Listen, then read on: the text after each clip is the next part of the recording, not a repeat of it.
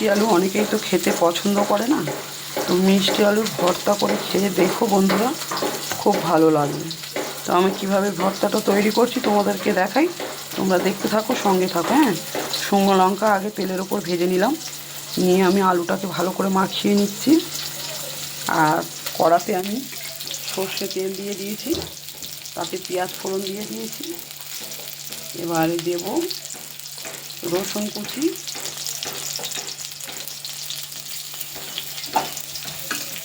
রসুনটা একটু ভালো করে ভেজে নেব, লাল লাল করে।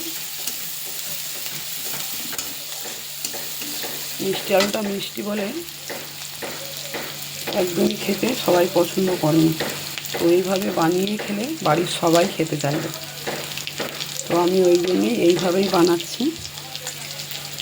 এইভাবে বানালে খুব সুন্দর লাগে খেতে, অসাধারণ সুন্দর লাগে। তো আমার রসুন আর পেঁয়াজটা দেখতেই পারছো ভাজা ভাজা হয়ে এসছে। এবার আমি টমেটোগুলো দিয়ে দিলাম।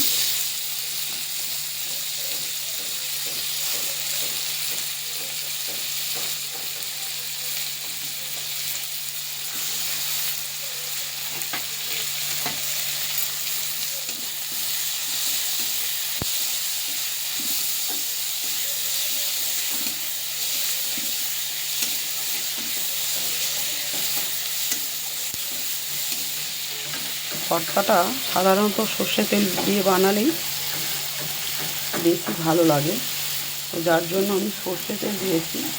তোমরা যারা সর্ষে তেল খেতে পছন্দ করো না, তারা সাদা তেল দিয়েও করে খেতে পারো, এতেও কোনো অসুবিধা নেই।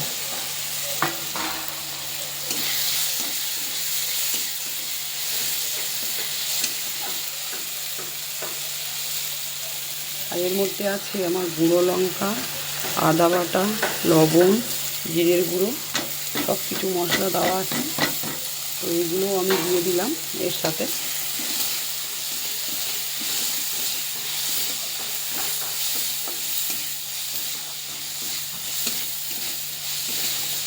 বুঝতেই পারবে না যে এটা কি আলু সেদ্ধ খাওয়া হচ্ছে।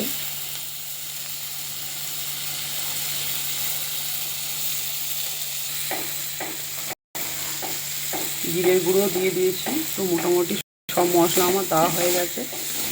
কড়াটা আমার পুড়ে গেল, গ্যাসটা একটু বেশি বাড়ানো ছিল। যাই হোক বন্ধুরা, মশলাটা আমার ভাজা ভাজাও হয়ে এসছে।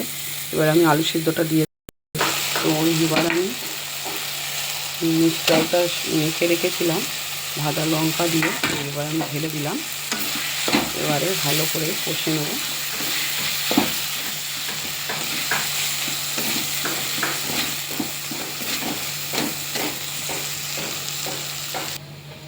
দেখে যেরকম বোঝা যাচ্ছে না যে এটা কী আলুর ভর্তা, অমনি খেয়েও বুঝতে পারবে না বন্ধুরা। তো ভর্তাটা আমার অলরেডি রেডি হয়ে গেছে, এবার আমি নামিয়ে দেবো। তো দেখো বন্ধুরা, কত সুন্দর কালার এসেছে, মনে হচ্ছে যেন ব্যাপক দেখতে লাগছে, অমনি খেতেও ব্যাপক লাগবে। তোমরা বানিয়ে ঘরে খেয়ে দেখো, আর ভালো লাগলে লাইক শেয়ার কমেন্ট করে আর চ্যানেলটা সাবস্ক্রাইব করতে কেউ ভুলো না যেন। সবাই ভালো থেকো, সুস্থ থেকো। শুভ দুপুরে শুভেচ্ছা, শুভ